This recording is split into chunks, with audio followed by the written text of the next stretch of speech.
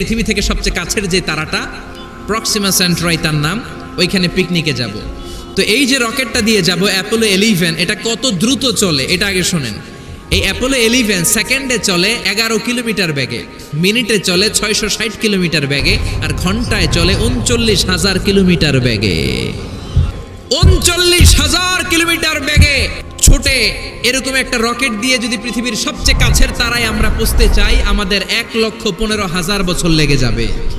Can you imagine? আপনি কল্পনা করতে পারেন যে রকেটটা ঘন্টায় ছুটবে আপনাকে নিয়ে 39,000 কিলোমিটার বেগে, ওই রকেটটা দিয়ে পৃথিবীর সবচেয়ে কাছের যে তারাটা ওইটাতে পৌঁছতে আমাদের 1,15,000 বছর লেগে যাবে।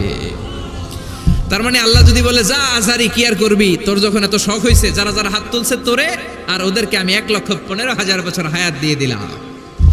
তা আমরা যদি যাইতে শুরু করি, বাকি যারা হাত তোলে নাই এরা মরে ভূত হয়ে যাবে।